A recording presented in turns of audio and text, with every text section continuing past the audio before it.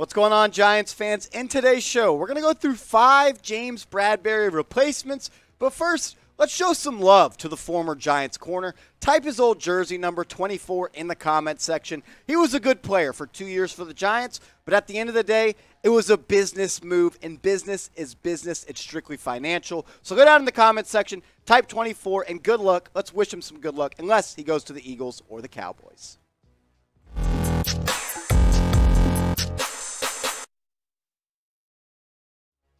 You are watching New York Giants Now by Chat Sports. I'm your host, Marshall Green. James Bradberry replacements. That's what's on the docket today. The Giants, they cut the former cornerback to save about $10.1 million in cap space. They needed to do so to sign their own draft picks. They have 11 of them to sign, and they have some undrafted free agents to sign as well. So they had to clear some money. Joe Schoen, he got rid of Bradberry, not because he wasn't a good player, but because he saved $10 million against the cap. But look, is the first James Bradberry replacement already on the Giants roster? Could it be Aaron Robinson, the second-year player, the third-round draft pick back in 2021? I liked what Robinson did in his limited time as a player and a starter for the Giants. He got off to a slow start, had some injuries he dealt with, didn't start the season playing active games, only played 9 games. He finished the season strong. But when he did play, he made a big impact. Only allowed 19 catches when targeted 30 times, only led up 204 yards, only 1 touchdown, had 3 pass breakups, no interceptions, but he was still a good player, and I like the things that I saw for him. As a rookie, he was able to play in the slot, could play a little bit of press coverage, wasn't afraid to come up and tackle anybody, and I like the fact that he could play outside because he has that bigger frame. He's about 6'1", about 200 pounds. I like what I saw there. Not the most sticky guy in man coverage, but he's a smart player, and he has good instincts, and I like that a lot, and he trusts himself. When he sees something, he goes down and makes a play, and he likes to be in the mix. And he's going to have to be in the mix a lot this year because right now, if the Giants don't go out and make a move for a corner in free agency or a trade, I'm slotting him as the other starting cornerback alongside of Dory Jackson. I don't know who's going to start in the slot. I think that's going to be a training camp and preseason battle between the rookie Cordell Flott, Darnay Holmes, and Jaron Williams. Rodarius Williams is also going to get a chance to compete with Aaron Robinson as the second outside corner for the Giants. Right now, this is a thin room. I don't have any of the undrafted free agents on this depth chart. They got to make the team before I add them. We'll have them for preseason. But right now, it's going to be a battle to be that cornerback too. Is it going to be Robinson? Is it going to be Rodarius Williams? I don't know. Right now, if I had to bet today, I think it would be Aaron Robinson. I saw more from him last year than Williams, even though I liked what I saw from him before he tore his ACL. He looked really good in the preseason, but that's the preseason. Aaron Robinson, he did it in the regular season. So I'm going to go down, and I'm going to type my T for trust, because I trust Aaron Robinson to be the Giants' number 2 cornerback this year. But I want to take the pulse of all Giants fans watching this video right now.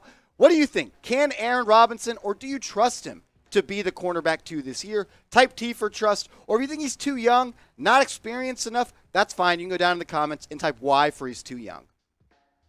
I want to say thank you to everybody that has gone down and hit that big red button. In the past 28 days, we've gained like 1.4 thousand subscribers. That's a credit to all Giants fans that love Giants content. We like getting you guys as much content as possible, and more subscribers equals more videos. If we continue to get subscribers, we're going to be able to continue to do live shows once a week. So help us get to 9,000 subscribers on this video. Look, free daily videos around the latest Giants news and rumors. That's what we pride ourselves on. When news comes out, we get you a guys video as soon as possible. So join the family. Go down right now. Hit that big red button.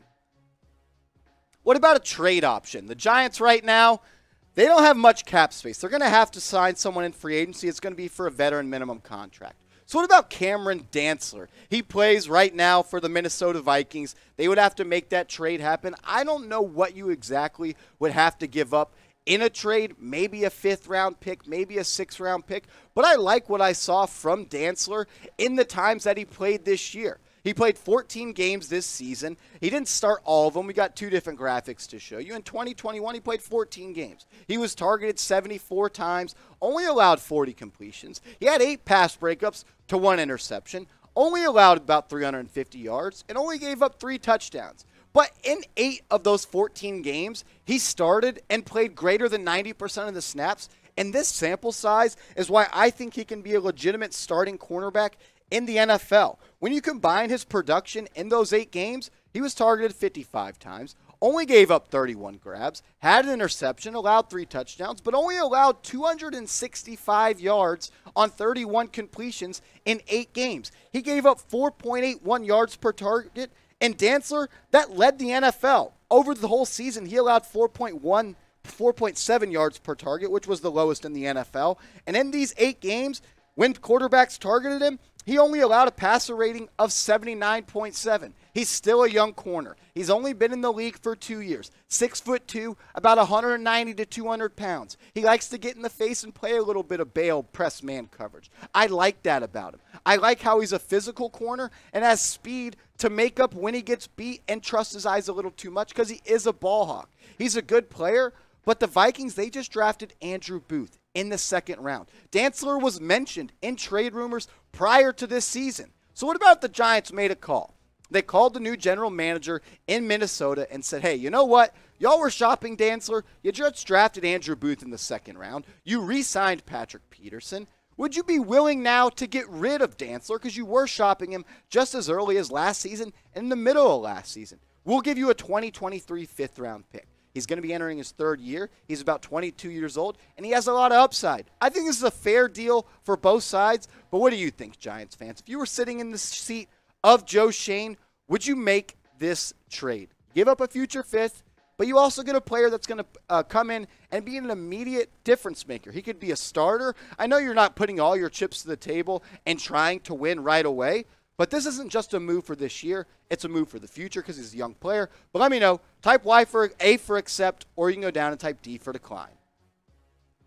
What about a veteran option in free agency? One that has ties to Don Wink Martindale and the New York Giants defensive coordinator. What about Jimmy Smith? We've talked about him on the show today. He's not the same player he once was when he was a Pro Bowl player and one of the best corners in the AFC with the Baltimore Ravens. But he has ties. For 4 seasons, he played under Wink Martindale when he was the defensive coordinator for the Baltimore Ravens. And every season of Jimmy Smith's career, Wink Martindale was on the staff of the Baltimore Ravens, either as a defensive coordinator or the linebackers coach. So they know each other. They have a rapport, and they like to work together. And the fact that Jimmy Smith is a veteran and knows the system that's going to be implemented here in New York, I think it's a great deal. Yes, he's not the player he once was, where he just played 10 games last year and allowed a completion percentage of 69. Whereas in 2020, only 50% of passes were caught on him. He's still a solid player, but I would bring him in to be a mentor, to coach up a guy like Aaron Robinson or Rodarius Williams, or get someone like Adoree Jackson ready to have the mindset to play in this defense. He knows it like the back of his hand. It's the only defense he's ever played with. So while you might not be getting a starting corner, you get a coach on the field and a veteran, and sometimes that's just what a young player needs, is a veteran to lean on like a big brother and show him the ropes of what it takes to be a cornerback in the National Football League. What do you say? Should the Giants sign Jimmy Smith? Not a great player anymore. Solid, serviceable, can come in and be a spot starter if you need him to be, but he's really going to just be that big brother and teach them the defense that they're going to be playing in. Type S for sign, or if you don't think it's a good idea, you can go down and type P for pass. One thing that is a good idea is getting hooked up with our proud sportsbook partner and sponsor of today's show, BetUS. Go to chatsports.com/bet and use the promo code CHAT125. When you do those 2 things and get started and deposit $100, they'll match that with a 125% deposit bonus. So you'll have $225 in your account to bet with. You can bet on the NBA playoffs. Maybe you're a degenerate and you want to bet on Wednesday night Yankees or Mets. You can do it all at BetUS. Just go to chatsports.com/bet. Make sure you use that promo code CHAT125. The final 2 options, and we'll pair these together so we can compare their stats. What about some veteran other options that I think are honestly better than Jimmy Smith at this point in their career?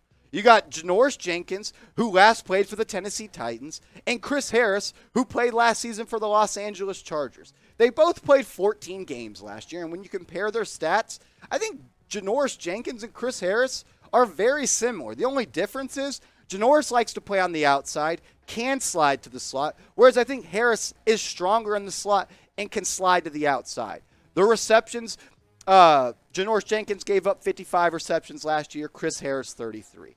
Janoris Jenkins gave up twice the amount of touchdowns and more yards, the same amount of pass breakups to interceptions. The completion percentage was almost the same. The quarterback rating, though, was much higher when quarterbacks were targeting Janoris Jenkins in coverage than Chris Harris. I would honestly have to go with a guy like Chris Harris. I know the Giants don't need that slot corner, but he also has the ability to play on the outside. And right now the Giants have also a lot of young slot corners on this team. In Cordell Flott, in Darnay Holmes, in Jaron Reed, and Rodarius Williams. He likes to play in the slot. And honestly, Aaron Robinson, I think he is best in the slot. So Harris can come in, be a veteran, and he's still a solid player. He can come in, teach the young guys, and just like Jimmy Smith, be that big brother. I love Janoris Jenkins. I loved what he did with the New York Giants. The exit was kind of nasty, but that was the old regime. This is a new regime. He's still a good player. I think Jenkins will be in the NFL next year. But if I had to pick between these two guys, I'd go with Chris Harris Jr. I think at this point in their career,